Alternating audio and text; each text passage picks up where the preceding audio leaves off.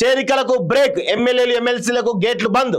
ఇప్పటికే చేరినలతో గ్రూపు తగాదాలు, మీనాక్షికి పలువురు నేతల ఫిర్యాదు, పోలీస్ స్టేషన్లో పెరుగుతున్న కేసులు, పాత కొత్త నేతల మధ్య నిత్య ఘర్షణలు. చెక్ పెట్టాలని ఏఐసీసీ పిసిసి ఆలోచన, కొంతకాలం వరకు జాయినింగ్స్ లేనట్టే అంటూ చూస్తా ఉన్నాం. ఇక్కడ ఇంకొక విషయం చెప్పాలి మిత్రులారా, ఇక్కడ చాలా విషయాలు మనం మాట్లాడుకోవాల్సి ఉంది. కాంగ్రెస్ పార్టీ వ్యవహార విషయంలో కాంగ్రెస్ పార్టీ నాయకుల మధ్య సమన్వయ లోపం అనేది చాలా స్పష్టంగా కనబడతా ఉంది.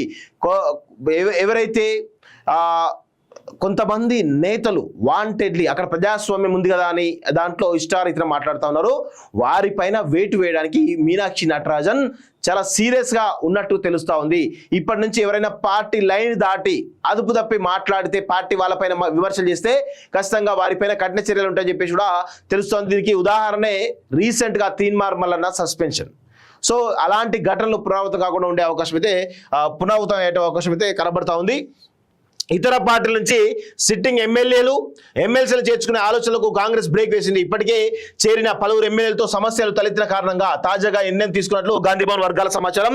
ఏఐసీసీ పిసిసి నేతలు ఇటీవల నిర్వహించినటువంటి సమీక్ష సందర్భంగా ఇప్పటికే చేరిన నేతలు సంతోషంగా లేకపోవడం, సొంత పార్టీ క్యాడర్లో తలెత్తిన అసంతృప్తి వీటన్నింటినీ పరిగణలోకి తీసుకొని తాత్కాలికంగా గేట్లను క్లోజ్ చేయాలని నిర్ణయానికి వచ్చినట్లు తెలిసింది. సో ఇక్కడ కొంతమంది నేతలు బీఆర్ఎస్ పార్టీ నుంచి కాంగ్రెస్ పార్టీలో చేరడం జరిగింది.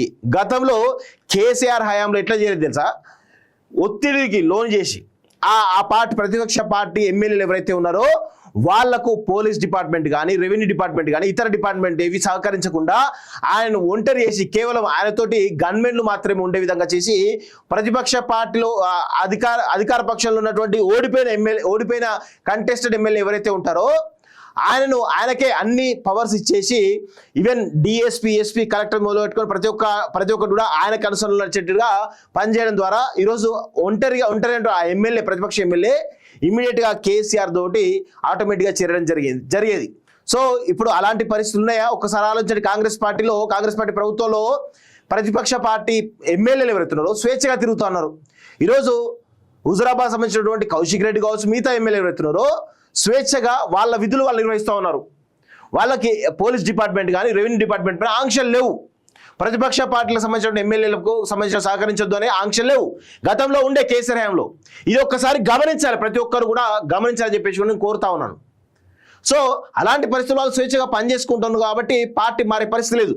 కానీ ఇప్పుడున్నటువంటి పరిస్థితుల్లో చూసినట్లయితే ప్రతిపక్ష పార్టీలకు సంబంధించినటువంటి ఎమ్మెల్యేలు ఎవరైతే ఉన్నారో వాళ్ళు ఈరోజు స్వేచ్ఛగా అధికార పక్షంలో చేరుతా ఉన్నారు తప్ప ఒత్తిడిలో చేరట్లేదు. ఇప్పుడు ఏం చేస్తూ ఉన్నారు? కాంగ్రెస్ పార్టీ అంటే కొంత స్వేచ్ఛ అధికంగా ఉంటుంది కాబట్టి ఇప్పుడు పటాన్చేరు సంబంధించినటువంటి రచ్చ మనం చూస్తూ ఉన్నాం ఏ విధంగా ఉందో. గూడెం మైపాల్ రెడ్డి పోయి కేసీఆర్ను కలిసిండు. అంటే వాళ్లకు నియంత పాలనే కావాలి. ఈరోజు ప్రజాస్వామ్య పాలన వద్దు, ప్రజలకు ప్రజాస్వామ్య పాలన కావాలి. కాబట్టి దయచేసి ప్రజలందరూ కూడా గమనించి, ఏదో కాంగ్రెస్ పార్టీని పోడుతున్నాను కాదు, కానీ బీఆర్ఎస్ పార్టీ కేసీఆర్ నాయకత్వంలో ఏ విధంగా నియంత పాలన, అరాచక పాలన, అవినీతి పాలన కొనసాగిందో ఒకసారి గుర్తు చేసేటువంటి ప్రయత్నం చేస్తా ఉన్నాను.